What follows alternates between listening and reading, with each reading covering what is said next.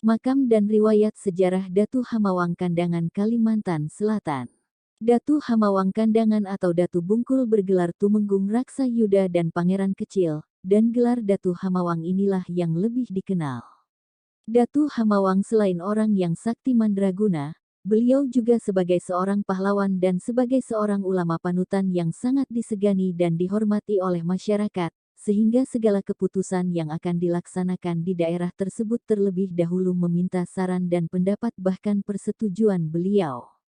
Menurut penuturan orang-orang tua, yang mula-mula memeluk agama Islam di daerah ini adalah Datu Amawang, kemudian beliau menyebarkan agama Islam dan membangun sebuah masjid Kuba, dibantu oleh Datu Ulin dan Datu Basuhut yang akhirnya kawin dengan adik Datu Hamawang yang bernama Datu Salayan. Menurut cerita Datu Hamawang adalah orang yang umur yang panjang, umur beliau mencapai 300 tahun. Datu Hamawang mempunyai 4 orang bersaudara. 1. Datu Balimbur. Beliau juga disebut Datu Kurungan, karena beliau memelihara buaya putih dalam kurungan. Konon ketika Pangeran Suryansyah mendirikan istana kerajaan, sekarang lokasi masjid di Kuin, buaya putih ini ikut juga membantunya. Terakhir beliau bermukim di daerah Barito. Suriat beliau adalah Garuntung Manau dan Garuntung Waluh, suku Dayak Biaju Hampatung. Sekarang suriat beliau ada di Hamawang, Sungai Kudung, Telaga Langsat, Lumpangi dan daerah Barito. 2. Datu Hamawang atau Datu Bungkul.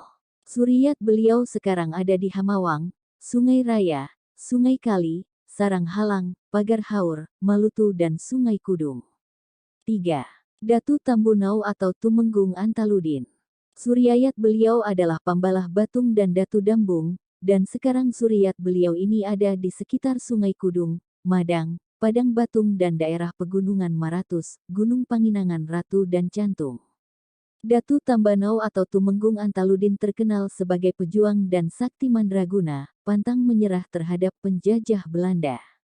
Konon beliau mempunyai baju layang yang bisa digunakan sebagai sayap untuk terbang. Setelah peperangan melawan Belanda, Perang Gunung Madang, selesai beliau bermukim, bertapa di Gunung Panginangan Ratu. Suriat beliau sekarang ada di Hamawang, Sungai Kudung, Kaliring, Madang, Purukkahu, Sungai Gula dan Sumatera. 4. Datu Salayan, Ratu Ibuk, bergelar Ratu Komalasari dan Ratu Mayangsari, yang kemudian kawin dengan Datu Basuhut. Mereka akhirnya menetap di Alai Barabai. Suriat beliau sekarang ada di Hamawang, Sungai Kudung, Banyu Barau, Kandangan, Gambah, Alai, Barabai dan Malaysia. Pada akhir pemerintahan Sultan Adam tahun 1825 sampai dengan 1857 Belanda mulai mencampuri urusan kerajaan Banjar dalam rangka pengangkatan Sultan. Menurut silsilah keturunan sesuai dengan wasiat serta sesuai pula dengan keinginan masyarakat yang berhak menjadi sultan adalah Pangeran Hidayatullah, tetapi pihak Belanda menghendaki Pangeran Tamjidillah dengan memaksakan segala kemauannya. Maka sejak saat itulah mulai pertikaian terjadi dengan rakyat dan kemudian situasi mulai memanas, yang pada akhirnya meletuslah gelombang pemberontakan di desa Murung Tatakan pada bulan April tahun 1359. Kemudian disusul dengan diadakannya rapat besar di Kandangan tahun 1859. Rapat dipimpin oleh Pangeran Hidayatullah. Pendamping 1. Aminullah 2. Demang Leman 3. Temanggung Jalil. Rapat menghasilkan keputusan sebagai berikut. 1. Pucuk pimpinan, Pangeran Antasari. Berkedudukan di Tabalong mencakup tanah dusun. 2. Pimpinan wilayah. A. Pimpinan wilayah Batu Tungkul, Haji Buyasin. B. Pimpinan wilayah Martapura, Pangeran Muda. C. Pimpinan wilayah Pangaron, Haji Sambas. D. Pimpinan wilayah Amandit, Antaludin dan Kiai Cakrawati. E. Pimpinan wilayah Batang Alai, Demang Leman. F. Pimpinan wilayah Balangan, Tumenggung Jalil. G. Pimpinan wilayah penculikan mata-mata musuh Sebanua V, Kiai Adipati Anom Diding Raya. Temenggung Antaludin yang didampingi Kiai Cakrawati dalam melaksanakan hasil keputusan rapat tersebut telah membuat benteng pertahanan di Ganung Madang yang dibantu oleh para punggawa-punggawa dengan susunan sebagai berikut. 1. Pimpinan Bagian Konsumsi dan Amunisi, Datu Balimbur, berkedudukan di Sungai Kudung. 2. Pimpinan Sabotase dalam Kota dan Pengamat Mata-Mata Musuh, Datu Salayan, berkedudukan tidak menetap. 3. Pimpinan Wilayah Amandit, Datu Bungkul atau Datu Hamawang dengan pasukan A. Pasukan Muhammad Said, putra Pangeran Antasari bermarkas di Palantingan. B. Pasukan Aminullah dan Yusuf bermarkas di Hangkakai. C. Pasukan Singakarsa bermarkas di Teniran.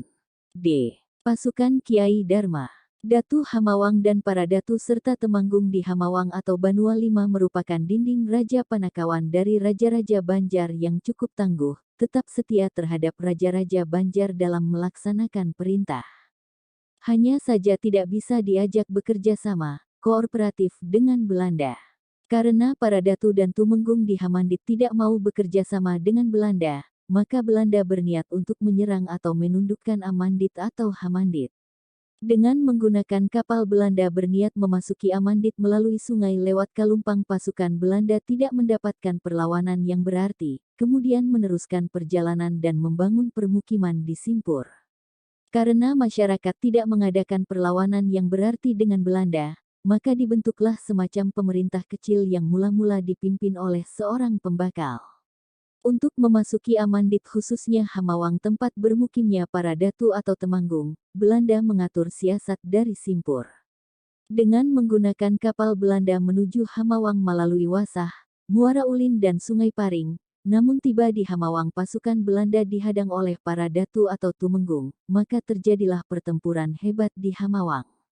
Walaupun para datu atau tumenggung hanya bersenjatakan tombak dan mandau atau parang bungkul melawan Belanda yang menggunakan senapan dan meriam, semangat para datu atau tumenggung tidak pernah surut. Akhirnya Belanda mendirikan benteng pertahanan di seberang Sungai Amawang kanan, yang bekasnya telah dibangun Masjid Kubah Hamawang.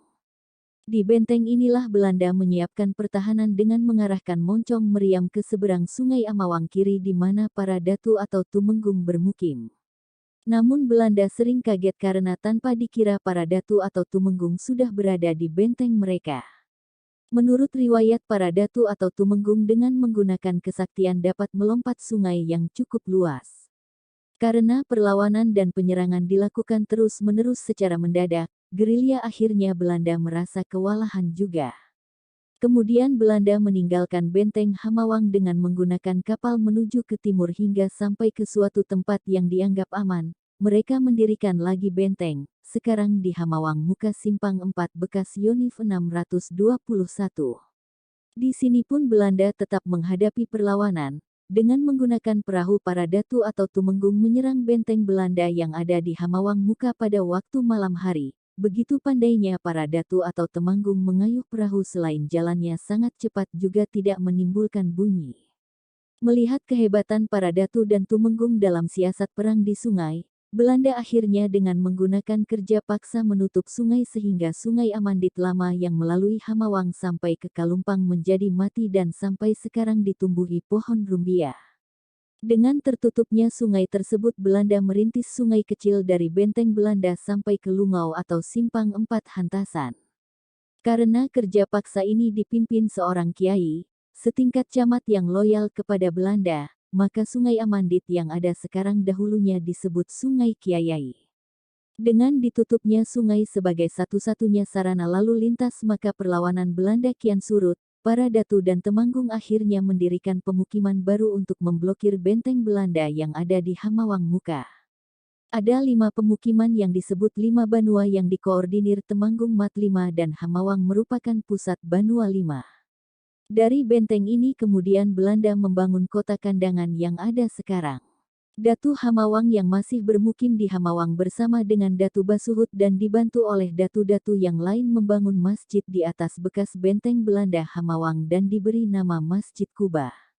Masjid yang dibangun saat itu tentu saja sangat sederhana dan mengalami beberapa kali renovasi atau perbaikan, terakhir direnovasi total oleh Ir. H. M. Said, mantan Gubernur Kalimantan Selatan, sehingga cukup megah sebagai kebanggaan zuriat Datu Hamawang. Dan pada masjid yang megah tersebut masih tersisa 4 tiang guru yang ada di tengah bangunan masjid. Pusaka lainnya peninggalan Datu Hamawang adalah mimbar, beduk, dan petaka yang disimpan di lantai atas masjid.